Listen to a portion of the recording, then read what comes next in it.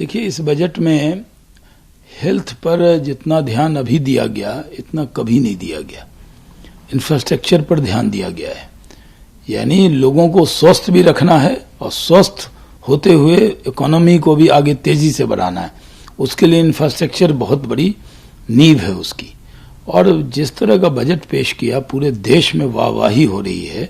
लोगों को लग रहा है कि कोरोना काल के बाद जहां दुनिया की इकोनॉमी की बहुत बुरी हालत हुई और बजट जब आने वाला था तो लोगों के मन में एक डर था कि पता नहीं कितने टैक्सेस लग जाएंगे, लेकिन सरकार ने कोई टैक्स नहीं लगाया और बेहतरीन बजट दिया है। मैं प्रधानमंत्री नरेंद्र मोदी जी को, निर्मला जी को, अनुराग जी को बहुत बहुत बधाई देता हूं।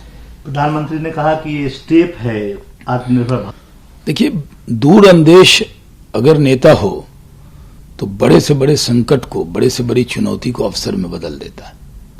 जब कोरोना का संकट आया तो लोग सिर्फ अपने कई देशों में लोग उस संकट से लड़ रहे थे, लेकिन मोदी जी आगे की सोच रहे थे, वो दूर की सोचते हैं। उस वक्त ही जब वो आत्मनिर्भर भारत का पैकेज लेकर आए थे तब विपक्षी दलों ने उसका मजाक उड़ाया था, लेकिन आज पता लगा कि अगर सही वक्त पर कदम न उठाया होता तो आज हमारी इकोनॉमी का क्या होता। आज शेयर बाजार उछाल मार रहा है, देश की जनता का मन में उछाल है। देश की जनता को लगता है कि देखो, मोदी है तो मुमकिन है कि मुश्किल हालात में भी देश की इकोनॉमी को मजबूत कर रहा नेता हमारे पास है। तो बहुत बड़ा विजन है मोदी जी का, और उसी विजन का नतीजा है कि बेहतरीन बजट आया। फेक बजट वो कॉर्पोरेट्स को फायदा पहुंचाएगा, ये अपोजिशन का मानना है। देखिए, जो अपोजिशन के लोग हैं वो सिर्फ नेगेटिव पॉलिटिक्स कर रहे हैं। बजट में क्या आने वाला है इससे पहले ही उन्होंने स्क्रिप्ट बना ली थी कि आलोचना ही करना है, तो इसलिए उनकी लिखी हुई स्क्रिप्ट अब उन पर भारी पड़ रही है, क्योंकि वो ऐसा माहौल बना रहे थे कि बजट में पता नहीं कितने टैक्सेस लग जाएंगे, क्या क्या जुल्म हो जाएगा।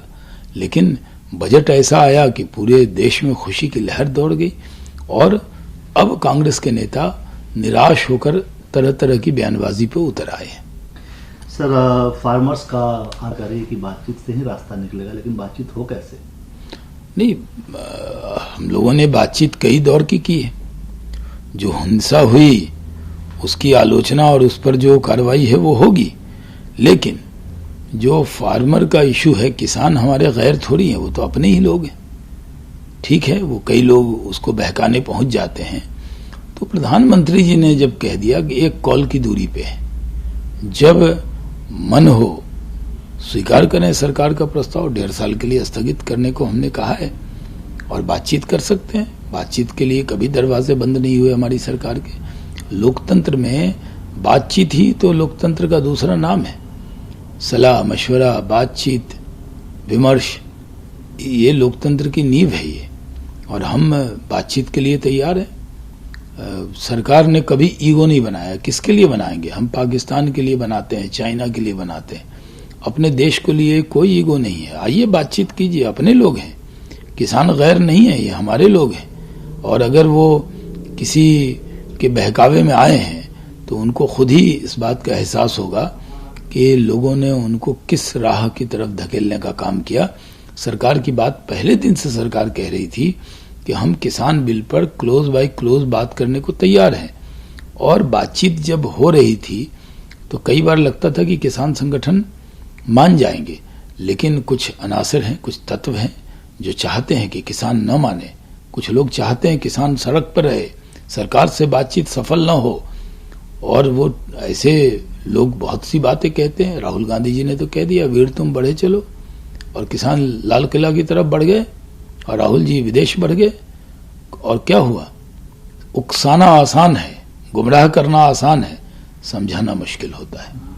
पंजाब के मुख्य यहाँ पे जो लोग पकड़े गए हैं दिल्ली में लाल किला की तरफ जाने में, जिन पर भी कार्रवाई हो रही है, उसको लीगल एड देंगे।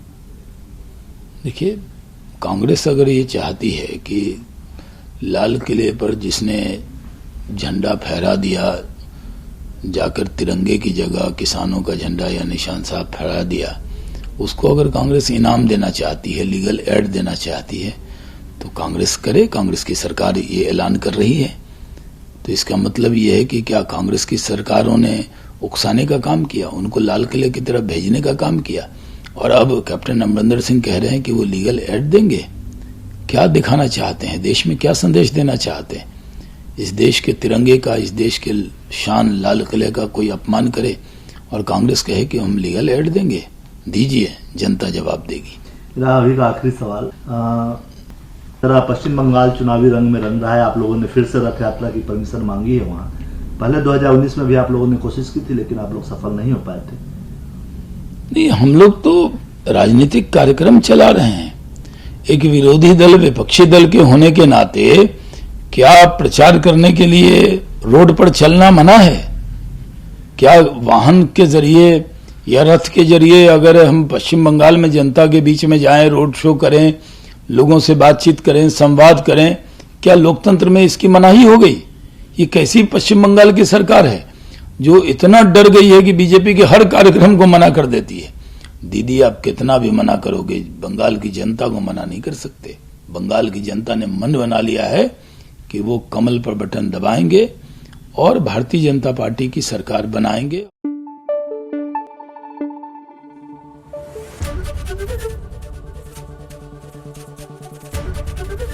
एबीपी न्यूज आपको रखे आगे।